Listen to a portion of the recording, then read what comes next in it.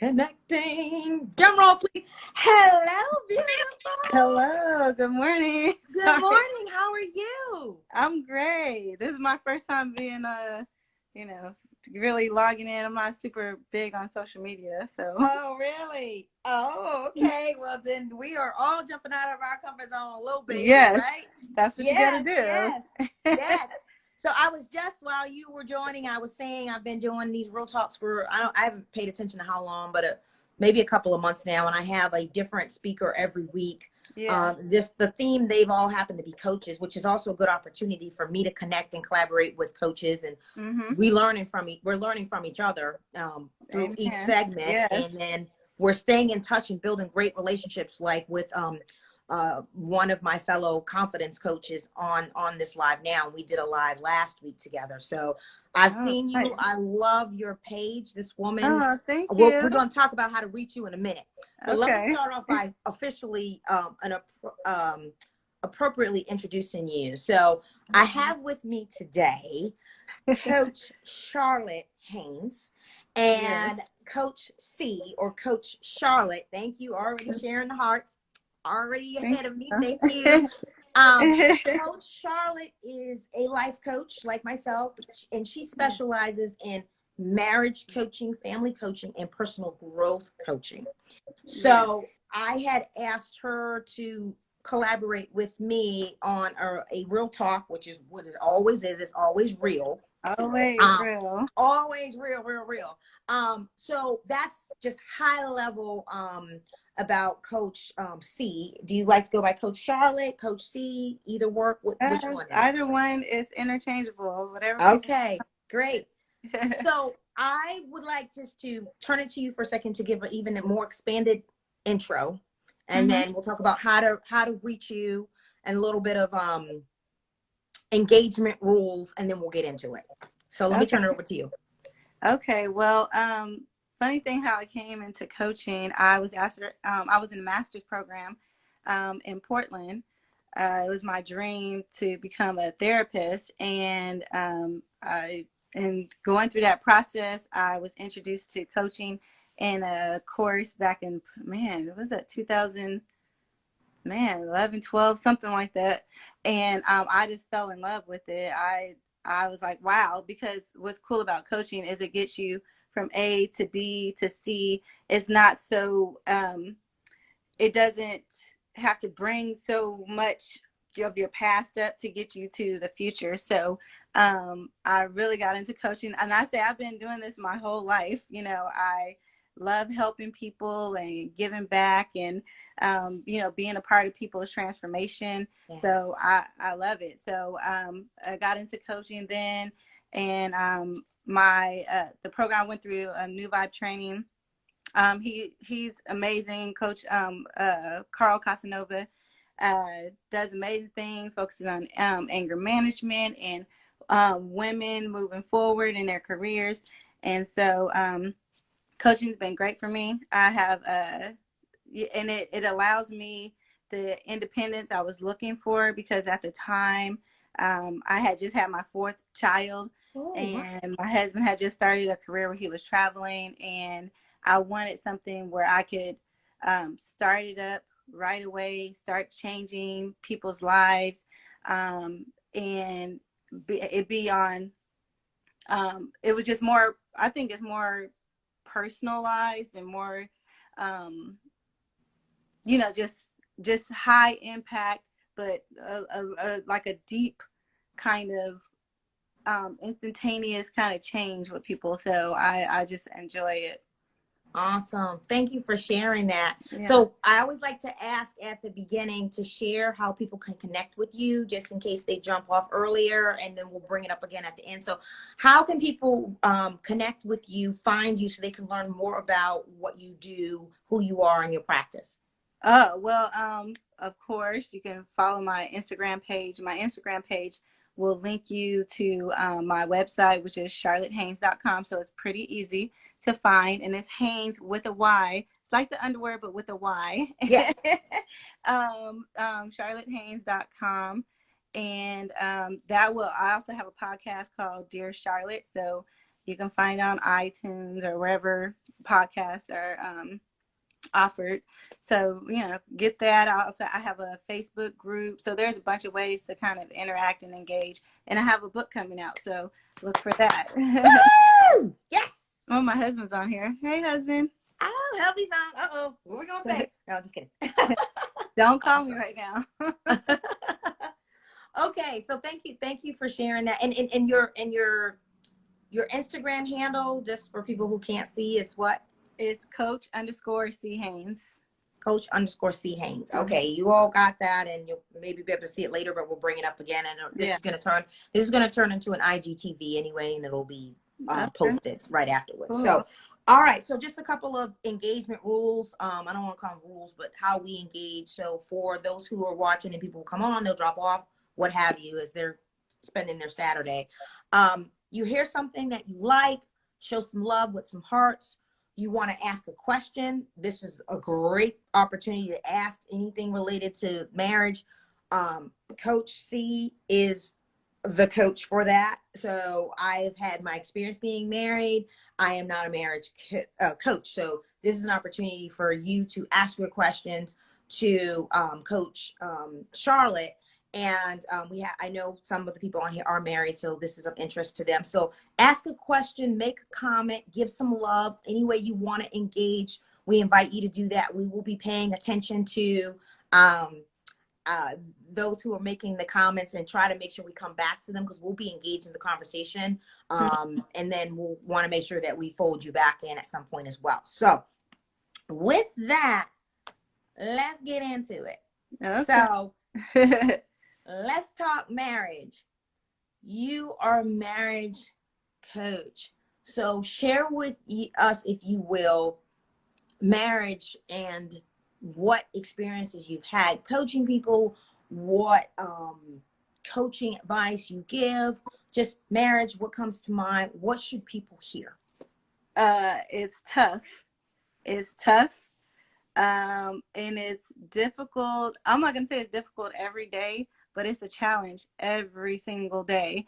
Like I wrote a couple of blogs, so you can check that out on my website. But particularly, there's one on marrying yourself, and then there's one on are you ready for marriage? And there's actually a couple of them, because it takes a lot to be married and a lot to stay married. I think a lot of people get excited about, paying the money to get the fancy dresses and the party and the food and this and that. But there's so much more to being married than the process of getting married. And so I think the first thing is understanding yourself. And in one of my blog posts, I wrote about marrying yourself. I got married really young. I was 18 years old. Mm-hmm. I've been with my husband since I was 15, but we ended up getting married. I was 18, almost 19. And I did not know what I was doing. I had no idea what I was doing. I did a lot of things wrong. But this little girl. I just saw my daughter. More pressure. I know. And so the number one thing that I would say is marrying yourself before you even think about the next person. So that's what comes to mind first off. Awesome. So marrying yourself before you think about marrying anybody else. So what you mentioned that marriage is tough, it's difficult, it's challenging, and you want to go into a marriage if you are not married. If you are married, you want to stay in a marriage. Some of us have already been married, myself, and divorced. Mm-hmm. Some of us have been married, divorced, and on a second marriage.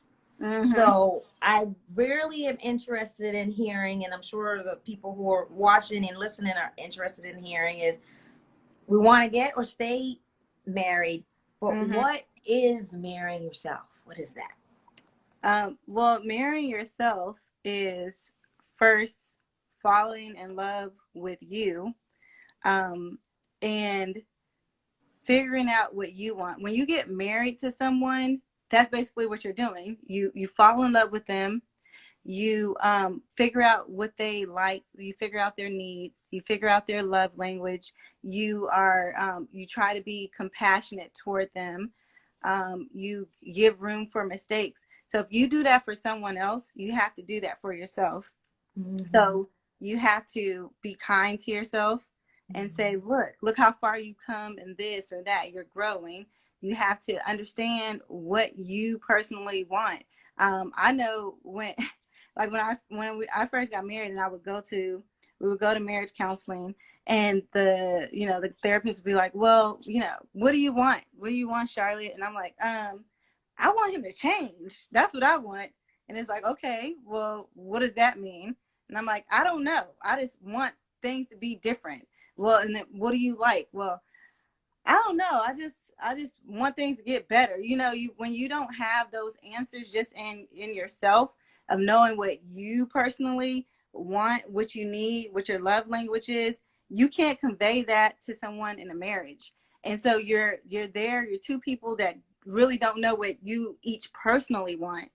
And then you're trying to hope that the person can figure it out. And so number one, get to know yourself and love yourself. Love whatever body you have, whatever face you have, whatever talent you have. Love that about you, because you will get into a situation where you're looking for all of this validation in a relationship, and then if both of you guys are looking for that, it becomes a disaster. It becomes a disaster. Yeah. And you should know yourself, love the skin that you're in, know your love language. I think that's really, really important. Know your core values of who you are, what you are willing to take, and understand that the way that you treat yourself is the way that another person is going to mirror that same type of treatment. So, if you're not taking care of yourself, you're not good with your money or whatever, they're going to just go off of that. You would think, hey, this person is a good person. They're going to, they're going to do the right thing all the time. Even if I'm doing the wrong thing towards myself and I'm talking down to myself saying I'm ugly, I'm fat, or I'm too skinny, or I don't like this and this and that. People basically reflect, like they say, mirror neurons. Yeah. Like if you're at a game and someone else is jumping up, like you're automatically in that action. So when someone's down and always sad and always, they're not going to, you can't expect your husband or your wife to always be like, you can do it, you can do it. After a while it gets tiring. So just really caring for yourself before you get into a marriage. Thank you for that. You first, caring for yourself and know what you want. So Sarita has a question, and I don't know if it's all on here. What advice would you give couples for managing through this pandemic to not, and the rest got cut off, Sarita, to not kill each other? What I know. That's been the big thing. Get frustrated with each other. Okay, that's a lot more safe and sane. Okay. Okay, look. My husband, he was here. First of all, he usually travels most of the time for work. And he was home for quite a bit of time. And he was making music. He was making all types of music, putting everybody on his little soundtrack. He was doing his own little Chris thing. And I'm sure I was doing my own little Charlotte thing. But I would say number one is to discuss that with your spouse. Like, hey, how are we going to navigate now being together on top of each other all day, every day, 24 hours a day, and kind of seeing where your husband or your wife is on this togetherness. Because for some people, they loved it. They love, because that's their love language, is quality time. So you want to be really careful if that is your spouse's love language, quality time, and then all of a sudden you're like, get off me, get out, you're going crazy. Then it can really and I know a lot of people may think like men are not as sensitive, but I think that if that's someone's love language, any person is going to be sensitive. They're going to feel like you don't love them. You don't want to be with them. So I think it's important to just clarify if that's their love language. I really love spending time with you. but I also want us to have our own time. And one of the things my husband did, and I did, I would go on walks on my own, just go out to the park, walk around. My husband, he got a new little drop top convertible. So he would, just go on rides, go ride off to San Francisco, or just to spend some time alone. And then I think another cool thing is to still have a date. So you could like get dressed and look cute. You could have a date in the backyard, or you can have a date, wherever, just like, oh, let's have a little mini date, and plan for it. Like, okay, Tuesday at 7, you going on a little stroll through the park, or, everyone's going to Target or Walmart or whatever. That could be a date. But like, just go on a little date. So I would say, first have that discussion to understand how they feel loved. So you're not, ripping their little hearts out if they really love spending this time together and it's killing you. And then, take that time for yourself to take a walk, take a little drive. We went to Sonic. We were having fun. We were just watching, people driving around. Take a little drive. And then the other thing is plan for some dates, backyard dates, kitchen dates, walking dates, whatever it may be. I thank you for that. Space with the person, space away from the person, and be really clear up front. Yeah. How are you going to do this? So love language is something we hear about a lot of. I mean, some people say your love language, but they don't really know what that is. So what's your advice on learning what it is for your spouse and for yourself? Yeah. Well, the easiest way is going to that 5lovelanguages.com and taking that assessment. It doesn't take very long. But I think people tend to already know what their love language is based on what you do for other people. Because I didn't know anything about love languages, but I'm a doer. I'm not a very verbal type of person where it's like, I love you, I need you. That's not me. And so if a person needs that, they are definitely not feeling loved by me. Because you're not giving that. I'm like, what do you need? Oh, I'll go get the car clean. I'll go get you some food. I'm like running. I'm an active service person.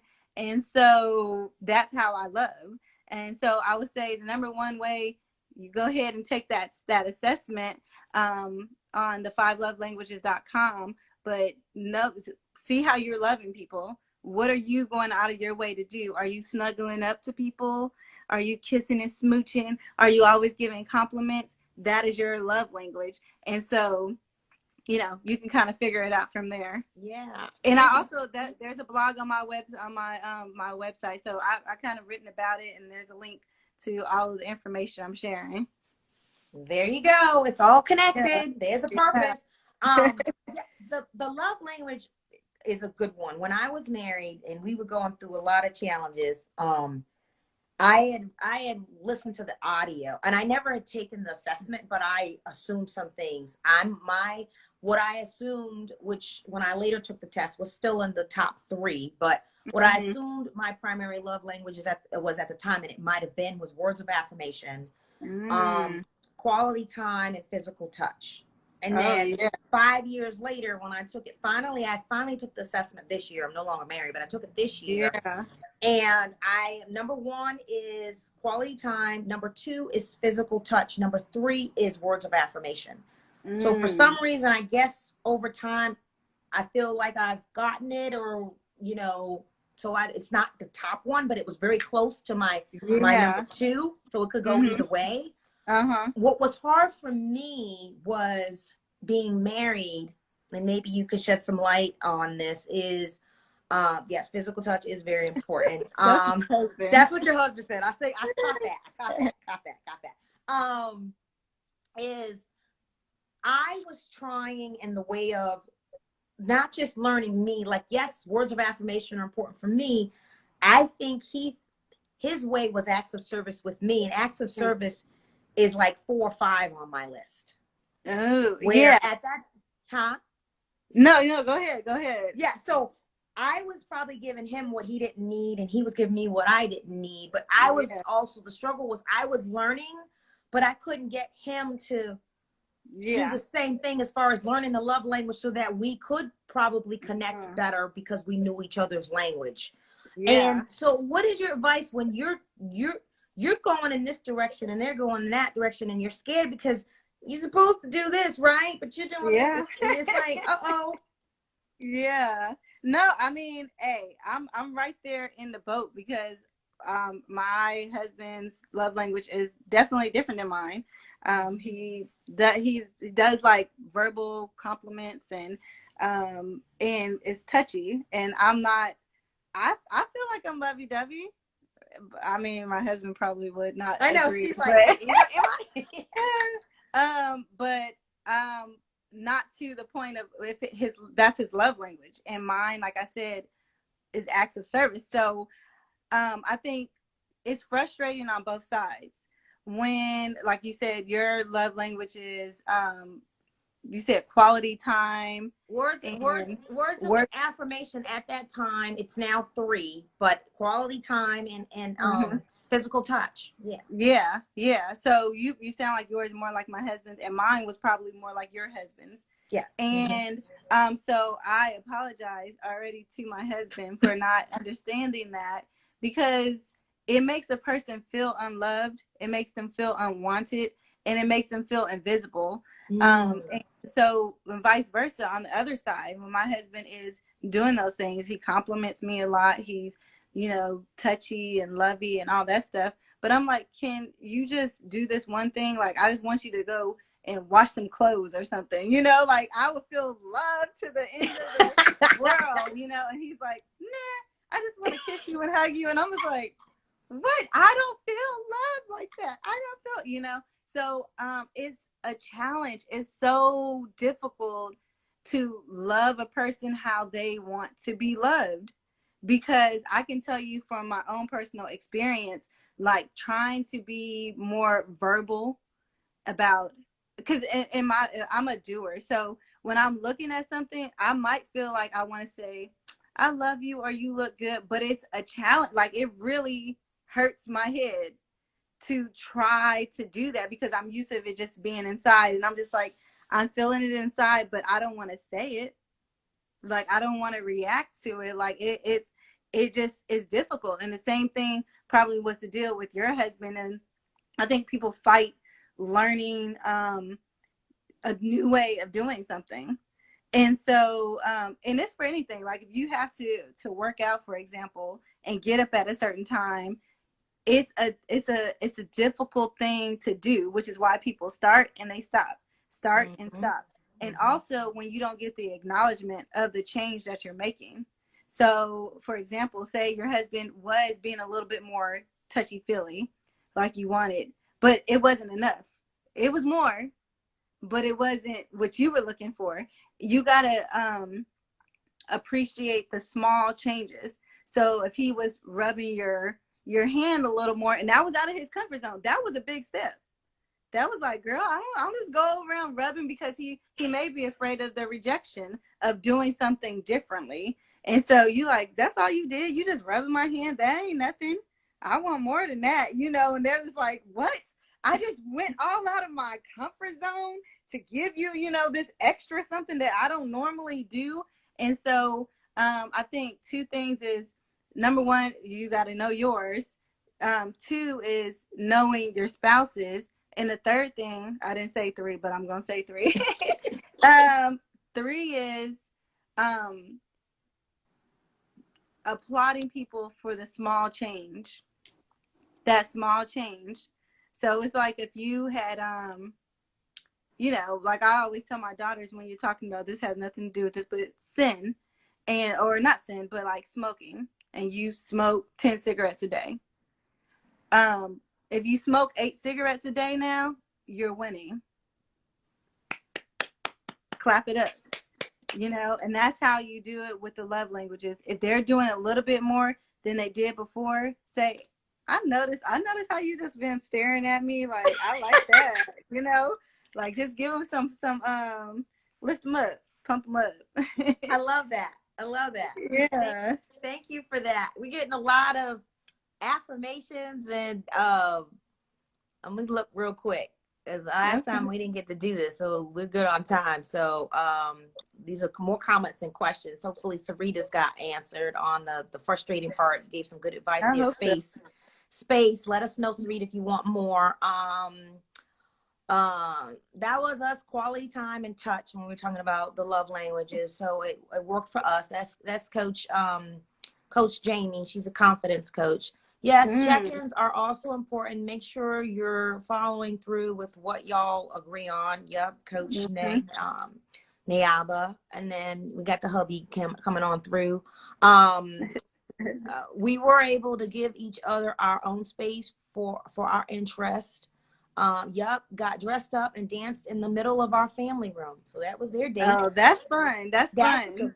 Going to those IG concerts, me and my husband, that's what we're doing. We went to the Chris, what? I don't know. It was some concert. We were dancing in here. I think it was New Edition and someone, and we were over here just living our best life, like we were in another concert. I know. So, yeah, do that. Hey, do that. Turn that's the music how you on and do. dance in the living room. At home. Yeah, I've gotten more creative at home. Driving dates, isn't it about being able to learn your spouses though? Yep, we covered that. Yep. Yeah, Physical touch is very important, as the hubby says. Yes, touching you right here. Yeah. So how you coach on adapting to speak your spouses? You can't live them in our language if it's not theirs, and for it to be effective. Yep. Yeah. Let's see. Can't love, right? Right, Kenya. It's about speaking your spouses. Yep. So true. That's good. Appreciate the small changes. Yes, club quarantine. Oh, that's funny. Hey, club quarantine. Hey, yeah, it's been popping in the quarantine club. It's been popping. Right. I've had more transformation this year than I don't even know my life together. So, because you have more time with yourself. Yes. So, okay. Yeah. So let me see if we didn't cover this in one of my questions, because I always like to have questions prepared just so it flows. Okay.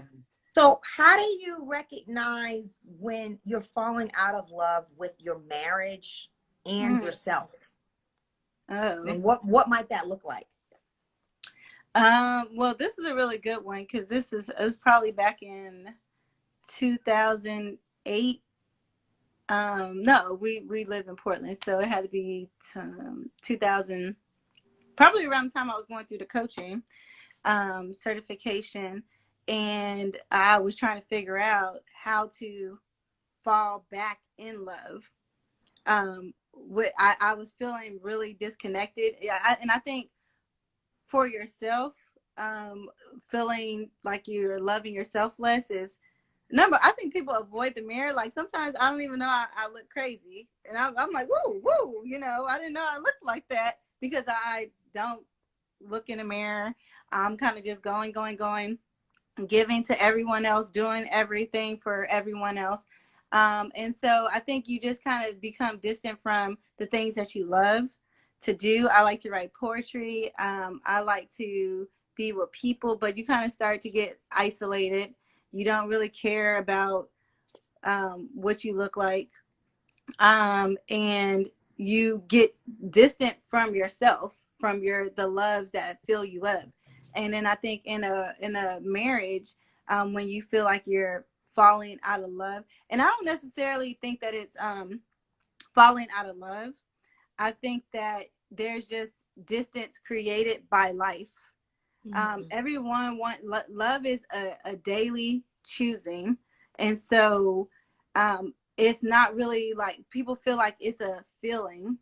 It's really a daily choice, because there are days where you are going to want to literally choke them and throw them off to the side somewhere, and then in that same day you can be like all cutted up in a corner. You be like, how did this what?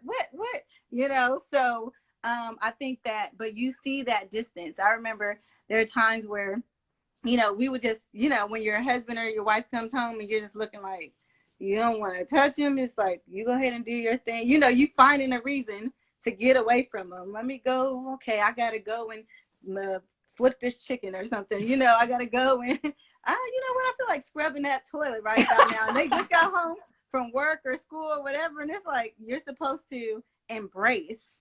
And so I think you just start seeing that distance of when they come in the house, you're trying to stay away. You know, you don't want to have too many conversations. You guys don't want to watch your favorite show together. You don't, you know, you just kind of like, and that distance is a bad thing because they're looking for someone to get closer to them. And if you're not getting closer to them, it might just be a friend. It doesn't have to be another man or a woman, but something is filling their space. And, you know, so you're talking less on the phone, or you're texting less through the day, or you know, when they come in, you're not having those little cute little kisses at the door. And so you have to understand that someone is filling in for the missing space that you didn't fill. And it's not the Lord and Savior, Jesus Christ. You right about that. Let's be clear. Yeah. So yeah, it's important to try to bridge. It's so difficult. It's really, really difficult. But that, I think that's how you kind of recognize that distance in yourself and with your spouse.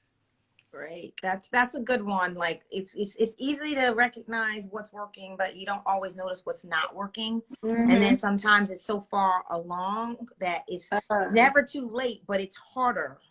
Which is, tell me about it. Tell me about I'm sure. I'm sure. You guys have been together a while too. We've come back from the brinks of the end.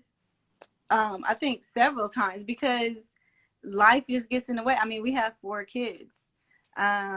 You know, my husband has a demanding career, and there's a lot going on, and especially if a person is not feeling your love, you know, fulfilling you and your, you know, what they call like a love bank, you know, you depleted, you on negative, as my mom would say, 0, 0. My mom would be like, I'm on 0, 0. Yeah, when you on 0, 0 and you are asked for more, it's like, look, boy or girl, look, I'm done. And so you got to find. That's coming from that empty cup. We talked about filling your cup, or it should be flowing.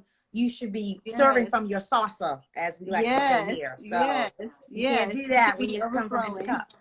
Yeah, so it's like you and there's someone saying here, my piece of happiness. Yeah, making those deposits, and those deposits are really, it's small things, but you got to know the person's love language, because that's how you fill their bank up. You fill their bank up with little, if it's words, affirmations. You know, you're amazing. You got up this morning and made me that cup of coffee. You make me the happiest man or the happiest, you know, and they're filled up.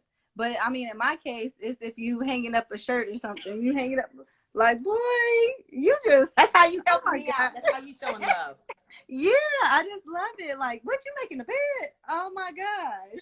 Like, I'm just getting filled up, you know? So you got to know the person's love language in order to make those deposits, in order to eliminate that distance from being created. Yes. Yeah. So this is helpful. And if you guys have more questions, please let us know. So how do you,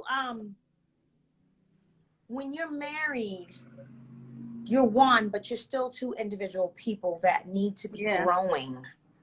You're on your own personal journey, even though you're married. So how do you do that and stay in harmony instead of opposition when you're still doing your thing and they're doing their thing, but the ideal is to still build together, even though you're individual people growing. So how do you coach on that? Yeah, well, I think one of the things we kind of use, or we consider, is teams. You know, I'm on the red team. I come from the red team, you come from the blue team, and we're creating this purple team. And so I think number one is important to know that you come from different teams, but now you guys are on the same team. Here we go, team purple. Woo, woo, woo. So when you're in your marriage and you're operating individually, probably how your family on the red operated, and then he's operating how his family, his blue family, operated. You have to still allow space. You know, it's like visiting family. You still got to allow them to see their family. So you still got to allow them to be themselves, just like you have to be yourself. But you guys come together the way that you decide to come together. You create your playbook. How are we going to do this? Are we running straight and then we doing a zigzag? We running straight and we going left? We running straight, going right? You have to decide your own way of doing things, because I think in marriages, people tend to say, well, my mom was a stay-at-home wife, and so I want my wife to be a stay-at-home wife.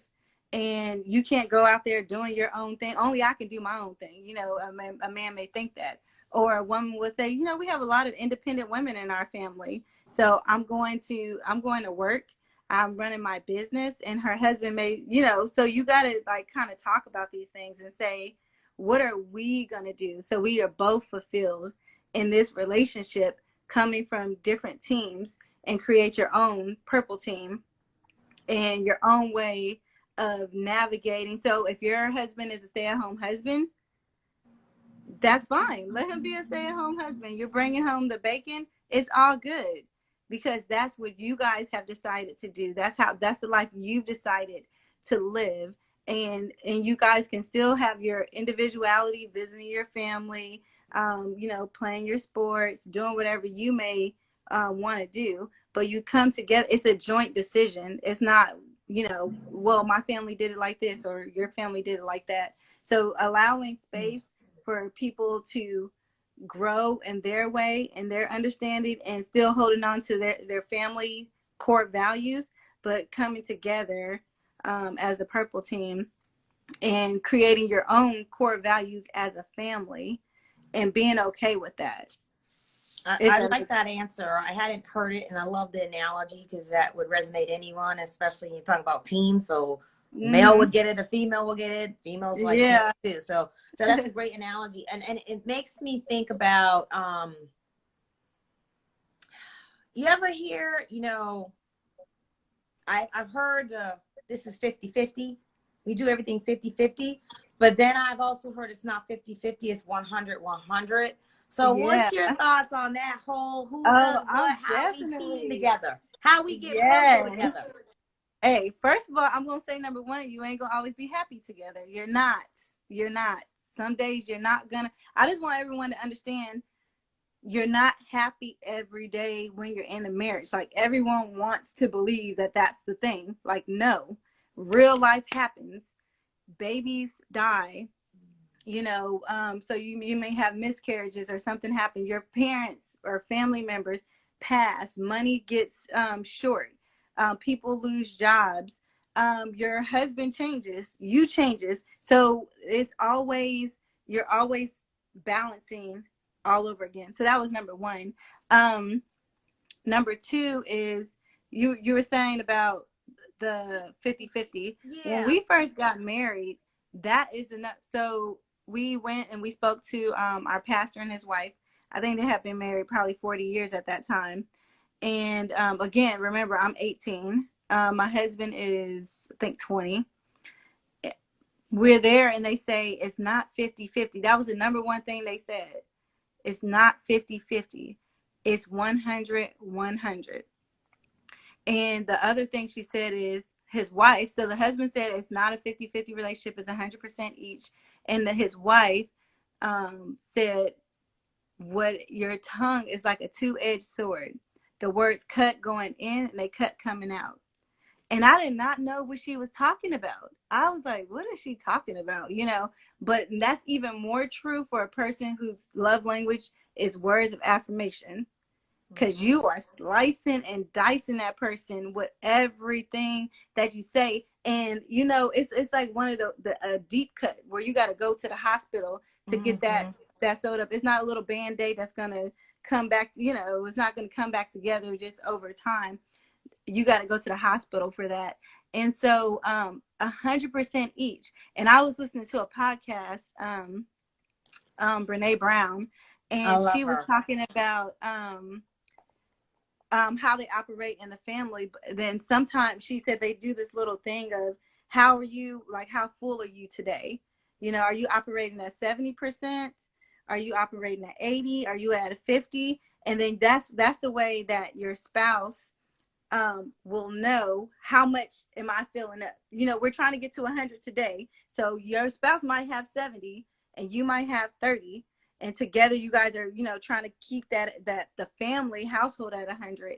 But as an individual in the relationship, you're trying to give your all, but understand that we're human, we're going through life, and you might not have 100% for that day. So your spouse is going to have to give you a little bit of lenience. Like, okay, you operating at 50, you ain't at your 100%. You ain't, not beating them down. You're not at 100. I'm giving 100. You only giving 50. Like that day, they might only be giving 50 because they're bogged down at work and with the kids, and something happened with their cousin or whatever. So you figure out a way to give that a little bit more to make sure that overall in the household, you guys can operate as close to 100 as you can. But on a daily, you should be really giving it your all, which is why you got to know, are you ready for marriage? Because you're literally giving your full, you're giving your full self. You're giving your full self. And it's a lot to give. It is not for the faint of heart. It's like forgiving over and over again. You know how that in the Bible says 70 times 7? It's like, wait, hold on. You calculating, that's 490, God. So 400, you just tally marking it. I promise, I was like, okay, you at 339. It's not really, that's not what it's meant. It means forgiving over and over again. And you kind of like, look, you done made too many mistakes. You done went past 449. The Bible only said 40, you tallying it up. And you're counting every record, and you ain't supposed to be counting every record. You ain't supposed to be counting. But that's how we do. We do. But that leads me to, people go to counseling or coaching, and one of the mistakes of many that were in my marriage is how it started, how it went, and and it probably ended better than it started and began, because we were civil with each other. So that's something I really want to speak on, is when you are going through a divorce, to not become one of those women or men. Yeah. That's something I definitely want to speak on. But when you start getting into counseling like we did, we were already, it wasn't something we started, because that would have made it maybe not get to where it got to. It was like not too late, but it was at that point, because there was so much resentment. There was a lot of resentment, right? And you're trying to forgive, and you're trying to, you guys got to communicate, relationships build on communication. You're trying to do that, and but you come from a place of resentment, so much baggage, so much, record keeping, and getting to that 100 and feeling like you're the one who's always given 100, and the other person is nowhere near helping you get to that 100 together. You way up here, and they way down here, and they trying. They're just like, oh, you good up there? Right, that's how you feeling. You're tired if you're the one. There's two of you, but you're trying to be at 100, and you feel you have to, because that person is not. And then it creates a lot of resentment and hate and blah blah blah. And that is, to me, very huge around coaching and counseling. To if you could never get there, it would be great, because once you're there, it's so hard to get back, because it's hard to forgive, because you'll never forget, and for not being able to forget will bring back up the past, because you don't know how to let the past go when you're in the moment, because you don't want to resent, but it's part of your subconscious. It's automatic. You go into protection mode when you shouldn't be, in my opinion. We were talking about this last weekend with two other women. They're married, I'm not, and we were talking about this person who's guarding their heart, and I was like, well, sometimes you do have to guard your heart. The Bible says everything you do flows from it. But then we got into, well, should you be guarding your heart with your husband? And so we got into that conversation. But like you said, it's tough. It's difficult. I've lived that life. But people who are living it now, going back to recognizing when you're falling out, are you being resentful? Are you feeling like you're pulling your weight? And the other person's not. And that just creates, trust me, I lived it. That's creates, and some of these women probably have, depending on their past experiences. But I wanted to share that and just get your thoughts, because it's related. Hey, I've been there, and I'm telling you, it is difficult. It's very, very difficult to feel like you are giving every ounce of everything you have, and your husband or wife is really just chilling on you. They At live in least their that's what it best. feels like. You looking like, no, you are not. Oh, okay. So you're about to go and do this, but we got all this going on. Oh, so you all happy with your little friends, but I'm miserable, trying to figure out what we're gonna do next and figure out this bill. So it's definitely a challenge.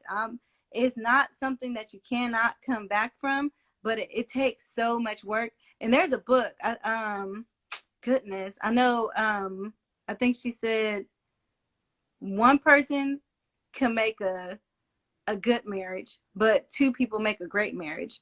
I think one of the things that I found, because I was that person, I felt like I was, going hard, and giving my all and all that stuff. But what I would say is, what I realized over time is that I'm definitely a conditional type of love person. I didn't even know what unconditional love was, because everything, I'm tallying it up.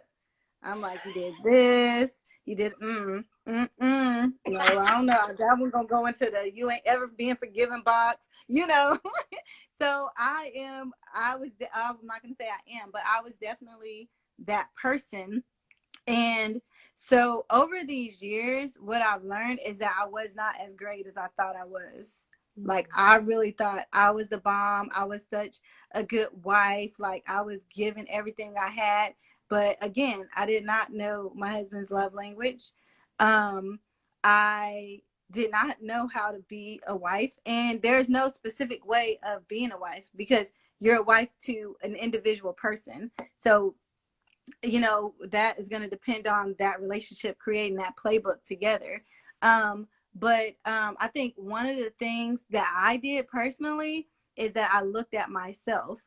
Of course, you can, and other people probably will co-sign, because people co-sign for me, like, girl, you good, like, what, but number one, people don't know the ins and out of your relationship. Number two, people don't really know you how your spouse knows you. Like, Yes. you're out there being nice and perky to the next, like, some people even get upset with how their wives react to, or a husband reacts to, just someone nice at the store. Oh, you just gonna help her with her bags, but you won't be carrying bags in the house for me. Oh, so you just gonna praise him and say that he spoke well, at church, but you ain't gonna praise me. So it's very important that your spouse's love language, and you really have some introspection and self observation. You have to observe yourself and not put yourself on this pedestal of thinking that you were just the bomb and you were fulfilling your husband or your wife to the highest level, because oftentimes you were lacking. You didn't do as well as you did. In your mind, you did, because you're loving him how he wants to be loved, or you're loving her how she wants to be, how you want to be loved, but you're not loving them in their way. And so I think in a relationship, it's just like a baby. If you're not giving them what they want, they're pouting, they're, going off. Everyone has a different way of dealing with things. Some people stonewall, they're not talking, or they might be kind of just, standing there in the hallway, like just blocking your way, or they might just leave, go on, I'm hanging out with their friends. And so you're like, this is a problem in our relationship. You're not giving your all, but they're reacting. And that's the difficulty in relationships, is because we're reacting as we're interacting, and all at the same time. So it's just like, Yep. and it's confusing. Yes. It's like, okay, you don't see it in the moment. You don't see it. You don't realize that they're reacting to what you do, and you're reacting to what they do. And so he could probably want to, fall on your leg and just hold your leg and just be with you, but he's gonna, sit in the corner and watch TV instead. He probably dying to be with you, but he's like, no. She already didn't beat me down too many times. I'm about to stay over here. So marriage, you're always reacting and interacting and reacting, and it's just going and going. And so like my husband and I were having a conversation with our friends, and they've been together about the same amount of time. And then someone said, well, what's some advice we could give people about how to stay married? And he said, just stay married. He just said stay married. Just stay married. Because listen, it's a difficult thing, and there's some things that you never get unless you are in that same situation, figuring it out. I mean, I can tell you from my personal experience, it is so difficult to stay married. It's so difficult, and it definitely seems easier to not be married. But I think that comes with different hardships of like when you divorce, like that is a difficulty in itself. You're recreating your whole life all over again, getting to know yourself all over again, getting to understand your values, also reflecting back on what did I do in that marriage. And I think that is important, that when you reflect back on what you did in your prior marriage, is not to think that you were just a bomb. What did you do wrong in that relationship, and what did you do correctly? And then go from there. Because if you can't admit your mistakes, you're going to get married for a second time and a third time, and you're going to do the same thing all over again. So that's my thoughts on it. Thank you. Appreciate you for sharing. All resonated with me. All good nuggets. So we're going to close out now. So you shared a lot of good information from your experience personally being married. And I'm sure all this stuff comes up when you're doing marriage coaching, I'm sure, plus some. Yeah. So out of everything that you shared, what would you say are the 3 takeaways to stay married, not get divorced? 3 takeaways. Find out how you feel loved and what you want in a relationship. 2, find out how whoever you're going to marry feels loved. And 3, going into a relationship realistically that is not about to be butterflies and kisses and roses every day. Be ready to go in there and fight. Some days are going to be whoop whoop, oh, we having the best day, y'all gonna be dancing in the living room. And other days, somebody is sleeping under the bed and somebody's sleeping on top of the roof, but come back together, come on back, So yeah, that's my. And so those, I'm not gonna forget this one because it's funny. I love it. Marriage coaching versus marriage counseling. What's the difference, and how do you keep that going? Yeah, well, marriage coaching, like I said, coaching is really all about that A to B to C, and that type of growth. I think marriage counseling, it dives deeper into if you have any. There, you might be dealing with a relationship with psychological issues. Someone maybe narcissistic or something in a relationship, substance abuse, anything that really has to be something that's diagnosable. I think you need to really be in with a therapist, and I think you can do both. But therapy is definitely for those kind of more in-depth mental health issues. And it's not just okay, you need to learn how to love him or her better, and getting that A to B. Oh, my brother's on there. Hey. Coaching is A to B, a little list we can kind of go down. Therapy is definitely more in depth, dealing with any type of mental health issues and substance abuse and things like that, where you need a specialist in those areas. Great. Thanks for clarifying that. So one more time before we close out, because I know this is going to cut us off in like 3 minutes. Okay. How can people find you again, just in case they weren't on the beginning? How can they find you? Okay. The easiest way is, of course, following me here on Instagram. But the second way is going to my website, charlottehaynes.com. and it's linked. My podcast is on there. My blog is on there. Getting my coaching packages and everything are on there. So all my social media accounts are linked in there as well. So charlottehaynes.com. And of course, my podcast is Dear Charlotte. Dear Charlotte, I love that. Yeah. Awesome. Well, I want to thank you for coming on with me today. And it was, we made this work today. I was like, all right, Saturday, let's go. Yay. Yeah, we making it work. It was fun. I learned, yes, I agree with your husband. I enjoyed this Q&A as well.